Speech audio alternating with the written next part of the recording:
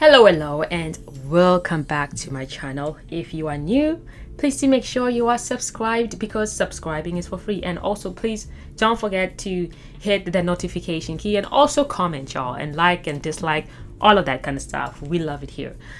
Anyways, today I'm back with another video. We're talking about Flabba. You all know. If you don't know, I don't know where you've been living, but Flabba he passed in 2015. His cause of death was by stabbing by his girlfriend. So, today I was just busy doing my own thing, and I always read. I always want to know what's going on in the world, especially in my country, And then I came across this article saying that Cindy Siwe, she's now eligible for parole. Basically, as we speak right now, she's at home. She's already been released and she's at home. So I'm gonna read you this info that I got from I saw it online, that was put out by the Correctional Services of South Africa regarding Cindy Siwe. Okay, so if you feel like I'm reading slow, okay, because I can't read to save my life, so you can pause and you can read it yourself. Okay, so let's read.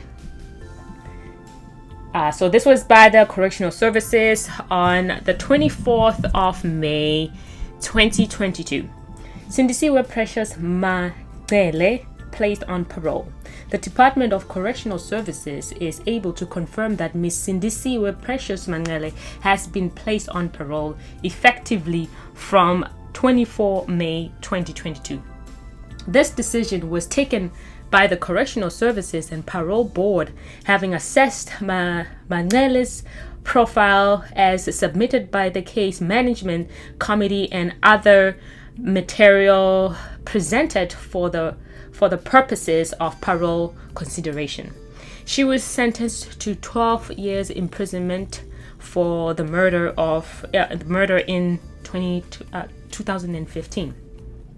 In arriving at its decision, the CSPB further took into consideration that Ms. Mangele has a positive support system. Her parole placement is in line with Section 73 of the Correctional Service Act, which determines the minimum period of sentence that must be served before consideration may be granted for possible placement. Mangele takes responsibility for the offense she committed and is remorseful about it. She completed all the identified programs as per her correctional sentence plan and participated in the victim offender dialogue in 2018. It is critical to highlight that parole placement is not the end of the sentence, as Mangele will complete the remainder of the sentence in the system of community corrections, whereby she is expected to comply with specific set of conditions and will be subjected to supervision until her sentence expires on 23rd May 2028.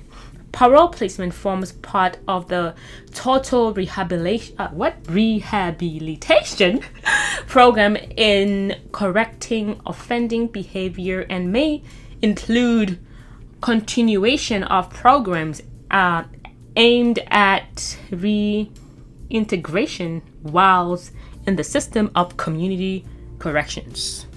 Ooh, those were big words, big English, girl. Okay, so that I found that and I read and I was like, shaking my head. All I'm thinking about right now is Flabba'S family. Cindy Siwe, she gets to get a second chance in life, but Flabba doesn't get a second chance in life. Life is not fair, guys. I'm just telling you right now, life is not fair. So then I also found other articles.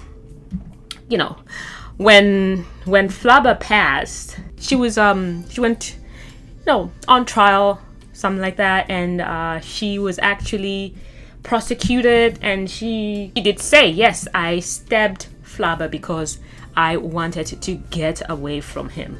right? With all that I'm saying right now, I do also understand about the gender violence against women and children. Let's not act like that does not exist, girl. Okay, because that is also one of the biggest problems that women of South Africa are facing. All right, I'm gonna also just put out just the info where Cindy Siwe actually admitted that she stabbed him because she wanted to get away from him. I'm gonna put that information here, and you yourself, you can pause and replay whatever. It's just so much information. I just don't have the time to read all of that. But with that being said, if you don't know who Flabba is, Flabba was one of the members of Squatter Camp. Squatter Camp was a rap group. In my time when I was, still living in South Africa, that was one of the groups that I used to listen to. Masingena amapuchwa. Let's style amapuchwa masingena. Ngiyakutshela mostan. Like it was like, oh my goodness. I used to love them. And Flabba, he had such a flow. Yoguti. You understand? Every time his flow, every time he had to come with his lines, Flabba. You understand? And it was just like, it was fun. It was good. He had so much talent, so much to offer. So much to offer in the music industry, but unfortunately his life, it was cut short, and RIP to him and condolences to the family.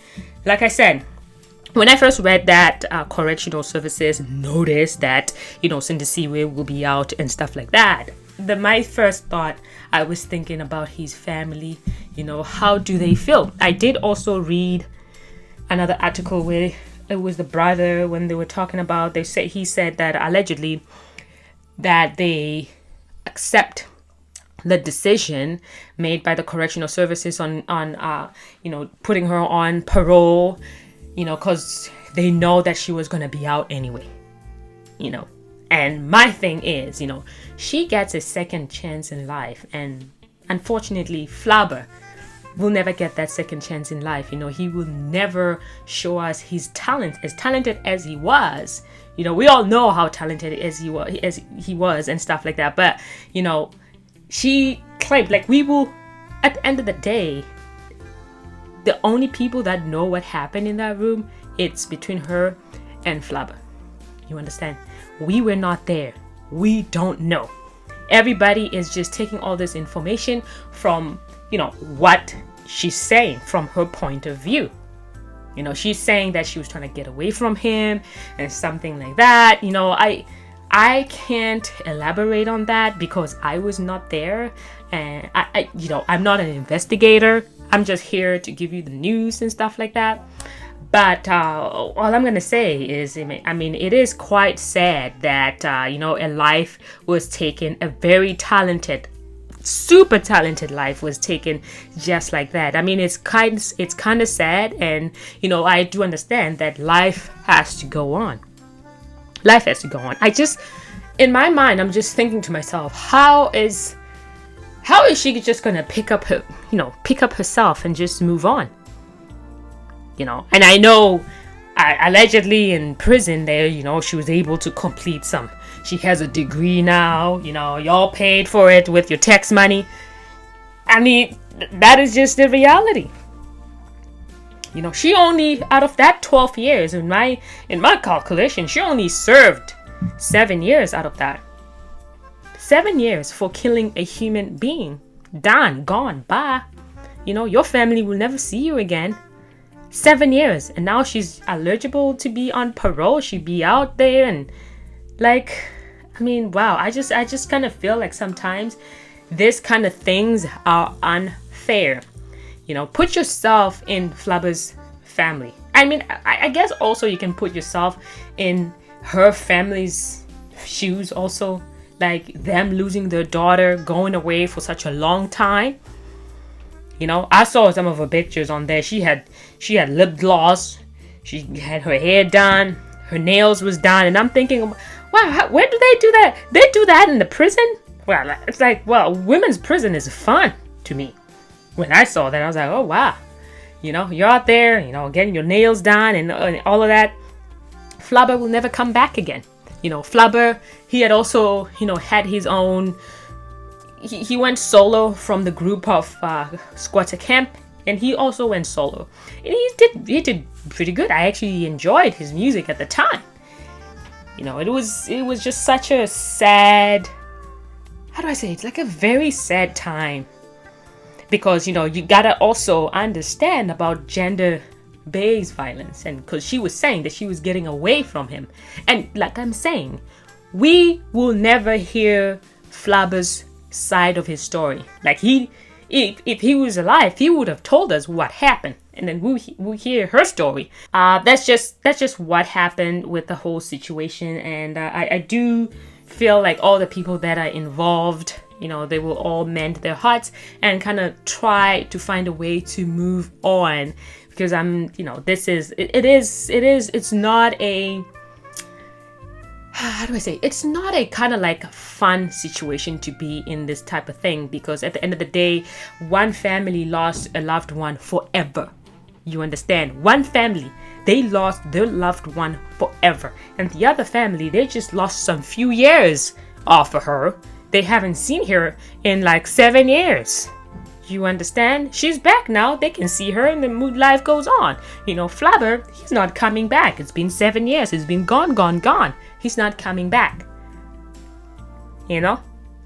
So anyway, you guys do let me know. Do you feel like our justice system, just because she accepted that, yes, I killed, allegedly, I don't want to talk about things like I did commit that because I was trying to run away from him, or trying to hurt me, because yes, she said she was stabbed in her belly and stuff like that, in her stomach. So do you feel like there was something more than what happened that triggered her to actually did what she did? Do you think that our justice system is too light on like cases of murder when somebody takes somebody's life away? In some other countries, my goodness, you murder somebody, sometimes some other people, they go on death row. The end, you're gone. They're gonna execute you. That you took somebody's life. So anyway, I do also feel like the gender-based violence, it's bigger than the word. It needs to be addressed. It's bigger than what people think it is. It's not just gender-based violence. It's bigger than what people think it is, because people can lose life. They can lose their lives at the end of the day, because they're fighting. So anyway, guys, do let me know, what do you guys think? Do you think that she was supposed to serve up until 12 years? I didn't even know that people get like 12 years, like for killing somebody. You can get 12 years, like 12 years. It's very shocking to me. So do let me know what you guys think. Do you think like they were too light on her, or do you think she needs to serve more time? And how do you feel with her coming back home? Are you with, yes, she's gonna get a new beginning, a new life, continue, there's my piano now and stuff like that. Do let me know what you think on the comment section, and please do make sure you are subscribed and turn the notification key so that you don't miss anything every time I upload. And thank you so much for joining me, and I will see you again on my next one. Bye now.